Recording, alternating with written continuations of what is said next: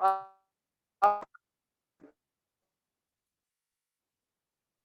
Afternoon students. मैं सबको Audible हूँ? Yes ma'am. ओके, मेरी स्क्रीन विजिबल है?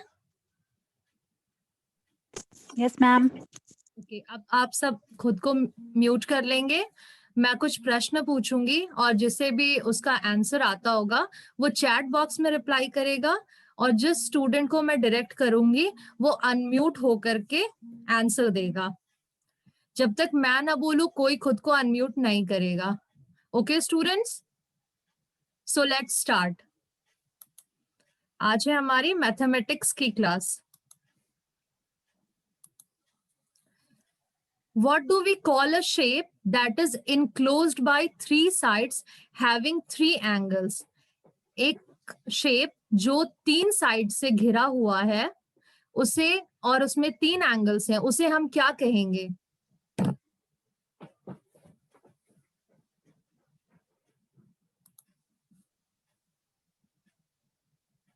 स्नेहा अनम्यूट होके आंसर करिए। मैम उसे ट्रायंगल बोलेंगे। Very good Sneha, very good सम्रागी।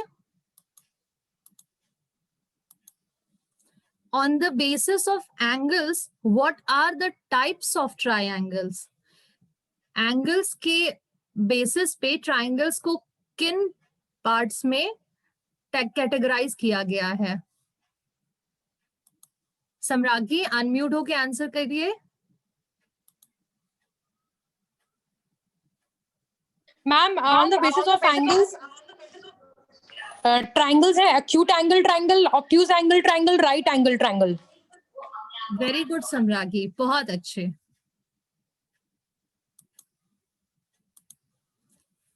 How are the length of the sides of the triangle related? Triangle के साइड्स के लेंथ आपस में एक दूसरे से किस प्रकार रिलेटेड होते हैं? ओके, सो स्टूडेंट्स, आज हम लोग ट्राइंगल की प्रॉपर्टीज के बारे में पढ़ेंगे। Properties of triangle. सो हम देखते हैं प्रॉपर्टीज ऑफ ट्राइंगल क्या क्या होती है, क्या क्या विशेषताएं होती है एक ट्राइंगल की। What is the sum of the interior angle of a triangle? Rahul, unmute yourself and answer. The sum of the interior angle is 180 degree. शाबाश राहुल, म्यूट हो जाइए।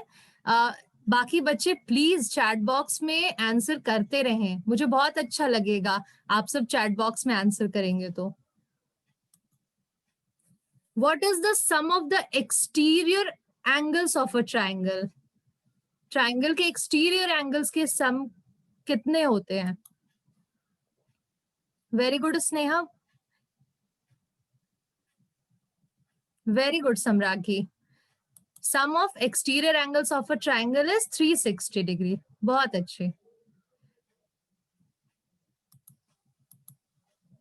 बहुत अच्छे श्रद्धा, बहुत अच्छे स्नेहा। सारे बच्चे बहुत अच्छे जवाब दे रहे हैं।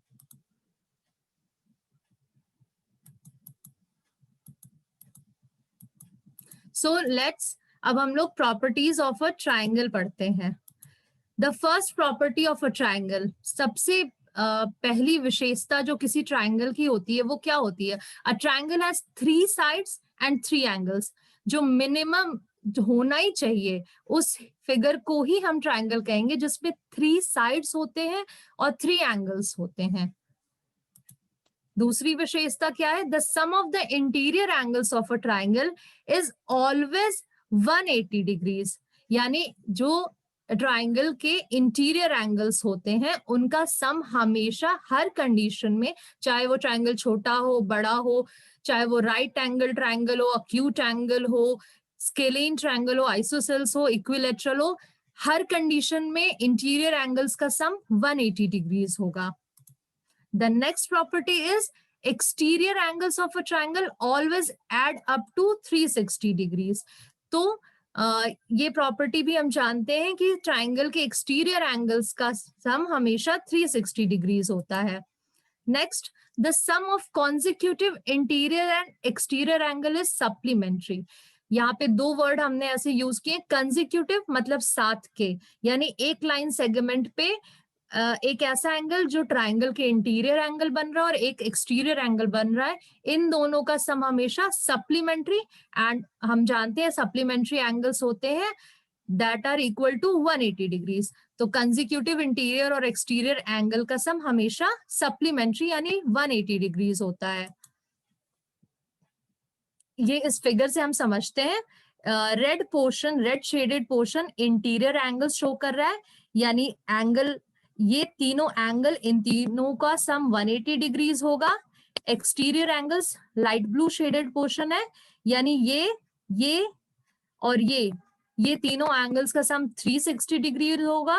और अगर कंजिक्यूटिव इंटीरियर एक्सटीरियर एंगल की बात करते हैं तो इस रेड के साथ ये ब्लू कंजिक्यूटिव एंगल है, ये दोनों 180 डिग्री सम अप होके हो जाएंगे, और ये दोनों भी कंजिक्यूटिव है, ये दोनों भी एड अप होकर के 180 डिग्रीज हो जाएंगे।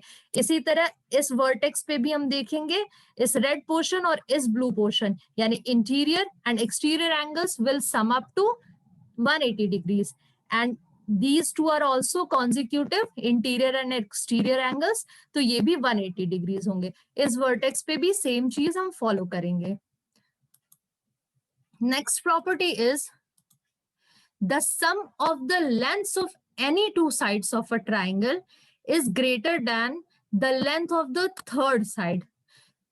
ट्राइंगल में 3 साइड्स होते हैं, और इस प्रॉपर्टी के थ्रू क्या बताते हैं कि ट्राइंगल के 2 साइड का लेंथ हमेशा ही तीसरे साइड के लेंथ से बड़ा होता है, यानी length of any 2 sides of a triangle, sum of the length of any 2 sides of a triangle is greater than, हमेशा बड़ा होगा, the length of the third side, तीसरे साइड के लेंथ से।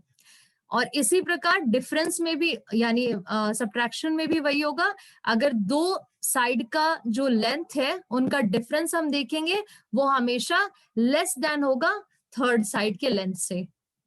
Next property, the shortest side is always opposite the smallest interior angle, यानी जो सबसे छोटा इंटीरियर एंगल होगा, शॉर्टेस्ट साइड हमेशा उसके अपोजिट वाला साइड होगा। Similarly, the longest side is always opposite the largest interior angle. तो जो सबसे बड़ा साइड होगा, लॉन्गेस्ट साइड होगा, वो हमेशा वो इंटीरियर एंगल जो सबसे बड़ा होगा उसके अपोजिट में होगा। इसे हम अगर समझना चाहें तो इस फिगर से समझते हैं। अगर यहाँ पे ये वर्टेक्स इंटीरियर एंगल का ये सबसे छोटा एंगल है, तो इसके अपोजिट यानी ये साइड सबसे छोटा साइड होगा, इसका लेंथ सबसे छोटा होगा। और अगर ये सबसे बड़ा इंटीरियर एंगल है तो इसके अपोजिट का साइड, इसका साइड लेंथ ये सबसे बड़ा साइड होगा।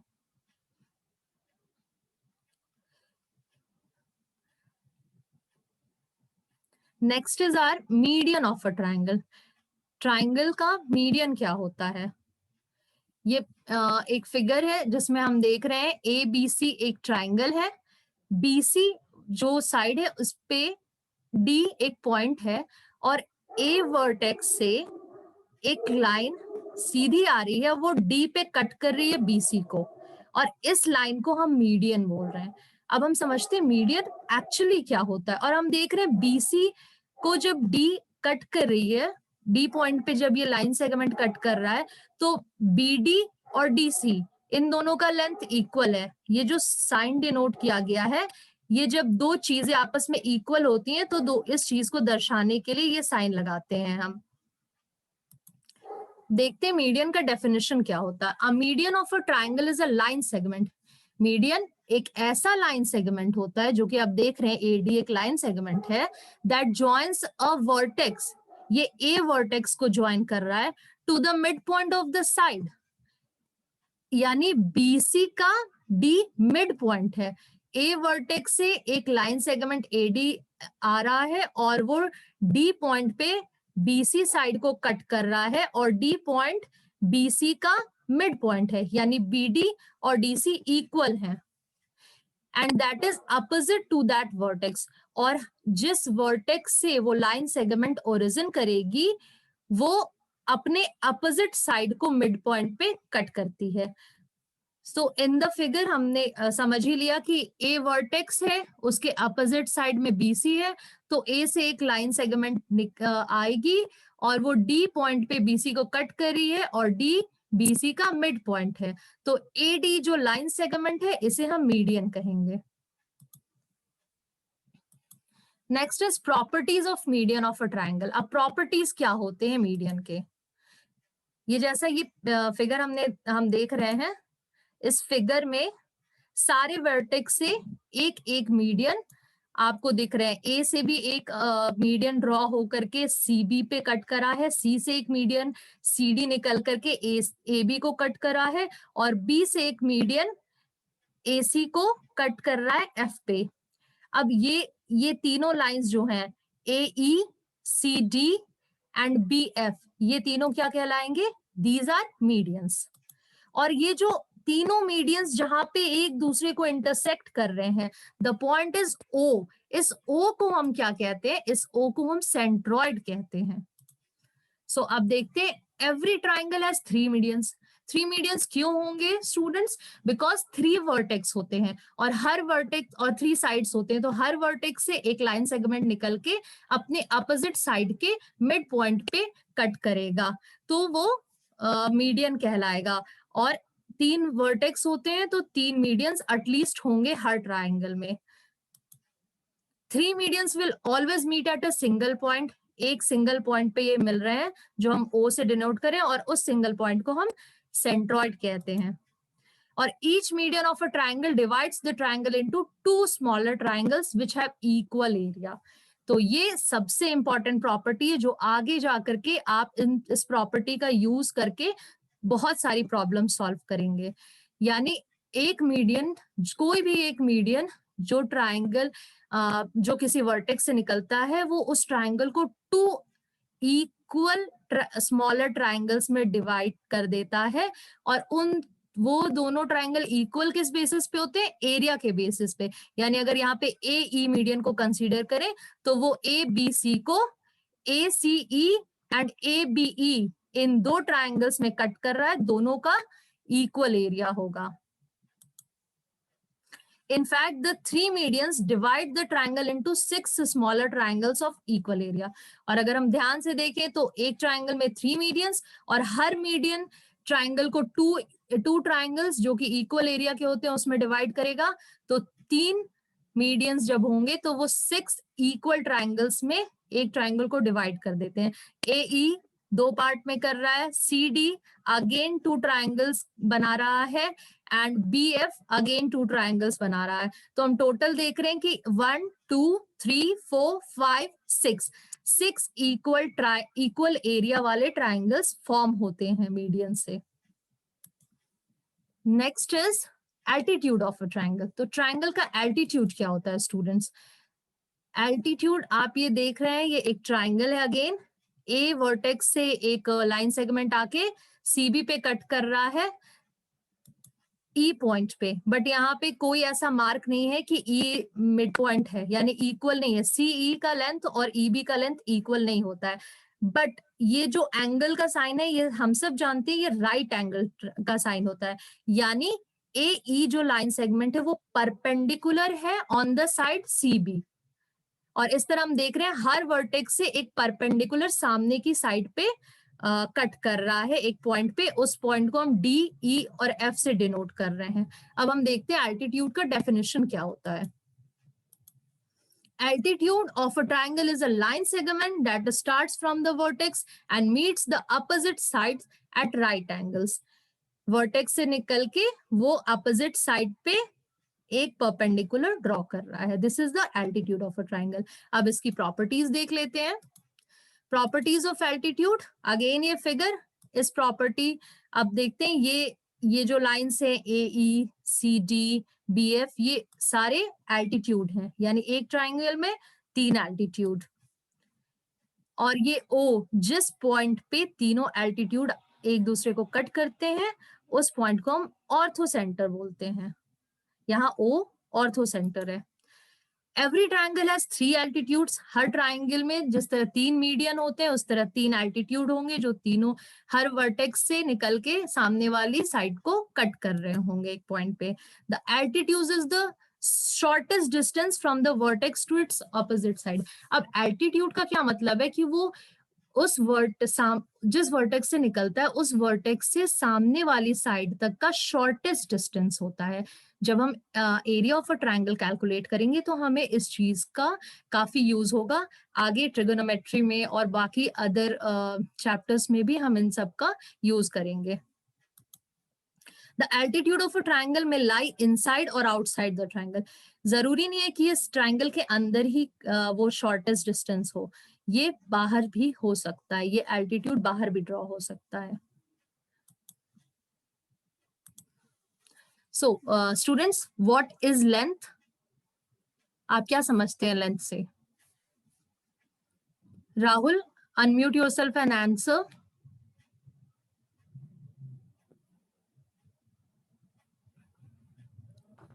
Ma'am, length is a unit of measurement of any object. Very good, Rahul. Very good.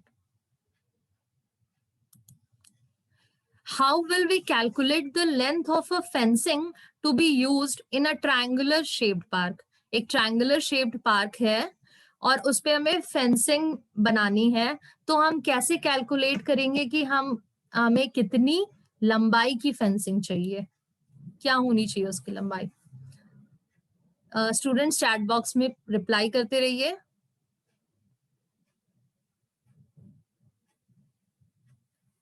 Okay, सो इस फेंसिंग को जानने के लिए हमें उस ट्रायंगुलर शेप्ड पार्क की बाउंड्री का लेंथ चाहिए होगा, और बाउंड्री का लेंथ मतलब पेरीमीटर। जब भी हम किसी शेप की बाउंड्री का मेजरमेंट करते हैं तो हम उसे पेरीमीटर नाम देते हैं। तो अब हम पेरीमीटर ऑफ अ ट्रायंगल के बारे में पढ़ेंगे। जैसे ये ABC, अगर इसे ही कंसीडर करें कि यही एक पार्क है जिसे हमें फेंसिंग ड्रॉ करनी है, तो हमें AB plus BC plus CA इसका पूरा साइड लेंथ पता होना चाहिए। तीनों को सम कर लेंगे, जो लेंथ आएगा हमें उतनी बड़ी फेंसिंग चाहिए। अब देखते हैं, a perimeter of a triangle is defined as the total length of the outer boundary of the triangle. इसकी जो आउटर बाउंड्री है, आउटर बाउंड्री का मतलब कि ये portion AB BC CA, this is the outer boundary. हम देखते हैं अपने घरों में जो बाउंड्री होती है, बेसिकली समझ लो वो दायरा, बाउंड्री के लिए हम कह सकते हैं दायरा, वो दायरा उसका टोटल लेंथ जो होगा वो पेरीमीटर कहलाता है। If ABC is a triangle, AB BC AC उसके लेंथ, उसके साइड के लेंथ है, then the perimeter of the ABC of the triangle ABC is given by AB plus BC plus AC। अब what is the area of a triangle? Area क्या होता है? Area मतलब किसी भी फिगर या किसी भी चीज के अंदर कितना स्पेस है, उस चीज को हम एरिया कहते हैं। जैसे ये एक ट्रायंगल है, इसके बीच में कितनी जगह है, इसको हम उसके एरिया से जानते हैं। So the area for different triangles varies from each other depending on their dimensions. अब इसके अंदर outer boundary तो हमने easily calculate कर लिया अगर हमें उसके side का length पता है तो, लेकिन अब हम उसके अंदर का area, उसने कितना space occupy कर रखा है, ये कैसे पता करेंगे? तो उसके लिए हमें जो simple formula होता है उसमें base और height, यहाँ हाइट का मतलब ये एल्टीट्यूड आप देख रहे हो, एक एल्टीट्यूड ड्रॉ, तो हमें एल्टीट्यूड की जरूरत यहाँ पड़ती है। So we can calculate the area if we know the base length and the height of a triangle. और हम देखते हैं किस तरह से एरिया कैलकुलेट होता है। तो area of a triangle is equal to half of the product of base and height. अगर हमें बेस मतलब इस साइड का लेंथ पता हो और उस ट्रायंगल का एल्टीट्यूड पता हो जो उस बेस पे लाई कर रही है, उसका लेंथ पता हो, तो हम इजीली कैलकुलेट कर लेते हैं एरिया ऑफ अ ट्रायंगल।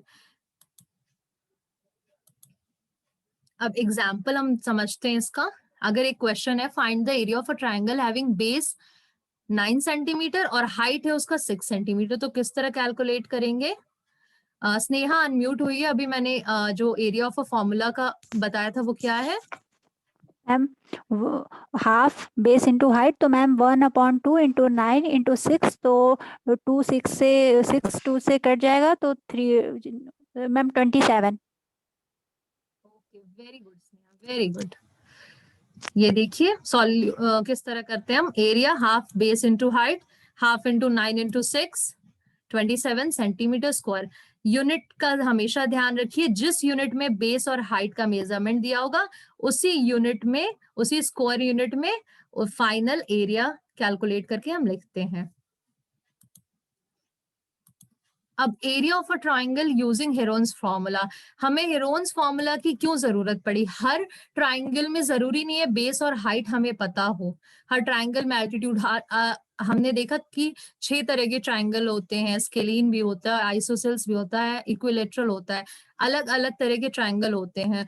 तो हमें एक कॉमन फॉर्मूला चाहिए जिससे हम हर तरह के ट्राइंगल का एरिया निकाल सकें। तो ये वो होता है area of a triangle by Heron's formula. अब देखते हैं इसमें क्या होता है। अगर हाइट नहीं पता है हमें तो हम किस तरह निकालेंगे? हमें सिर्फ तीनों के लेंथ पता है, तीनों साइड के लेंथ पता है। उसके लिए हमें सबसे पहले पेरीमीटर निकालना पड़ता है। हेरोन्स फॉर्मूला में सबसे पहले we calculate the semi perimeter. Semi perimeter मतलब पहले पेरीमीटर निकालेंगे, यानी तीनों साइड्स को ऐड कर देंगे, और सेमी का मतलब हाफ कर दिया, यानी एस निकालेंगे। S is the semi perimeter, perimeter upon 2। Then we'll calculate the area by the formula under square root s into s minus a into s minus b into s minus c। यहाँ s semi perimeter है जो हमने calculate कर लिया था, और a b और c उस ट्राइंगल के साइड का लेंथ है। इसे भी एक एग्जाम्पल से हम समझते हैं।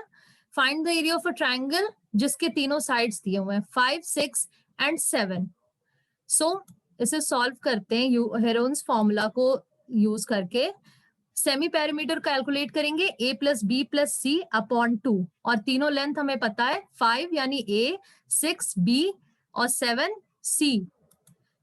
तो सेमी पेरीमीटर जो हमने कैलकुलेट किया वो आया 9। अब जो एरिया ऑफ अ ट्राइंगल था वो था under square root s into S minus A into S minus B into S minus C. इस फॉर्मूले पे पुट करेंगे वैल्यूज, तो s की जगह 9 पुट करेंगे, और a की जगह 5, b की जगह 6 और c की जगह 7 पुट करेंगे। तो फाइनली जब हम कैलकुलेट करेंगे तो एरिया आएगा 6 under root 6 square units. I think सब समझ चुके हैं। किसी को भी कोई प्रॉब्लम हो तो चैट बॉक्स में प्लीज मैसेज ड्रॉप कर दे।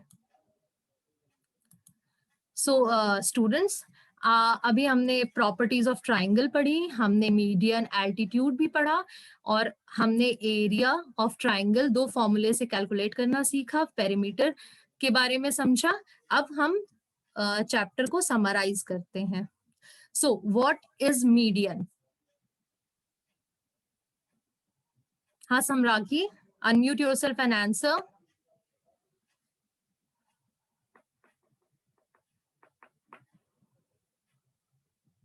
Okay, I think there is some network problem. Sneha, can you please unmute yourself and answer? Ma'am वो लाइन जो किसी ट्रायंगल को 2 भाग में डिवाइड करती है उसे मीडियन कहते हैं। Very good. बहुत अच्छे Sneha. A median of a triangle is a line segment that joins a vertex to the midpoint of the side that is opposite to that vertex. So, what is the perimeter of a triangle? Chat box में reply करते रहे students. Very good, Samragi. The perimeter of a triangle is equal to the sum of all its 3 sides. What is the area of a triangle? Rahul, please unmute yourself and answer. The area which is enclosed in the triangle is known as its area of triangle, and its formula will be half base into height. Very good, Rahul. Very good, Samragi. Area of a triangle is equal to half of product of base and height. So students, आप इस summary को note down कर लीजिए. I hope सबने note down कर लिया है. Let's move to homework. So आपका first work जो है, जो आप करेंगे, वो एक problem है, इसे आप solve करेंगे. If ABC is a triangle where AB is equal to 3 centimeter, BC is equal to 5 centimeter, and AC is equal to 4 centimeter, यानी तीनों side का length दिया हुआ है, then find its perimeter and area by Heron's formula. Okay? The second work is explain the properties of triangle with suitable examples. Triangle की properties को suitable examples के साथ explain करिए. Okay? That's all for today. Thank you.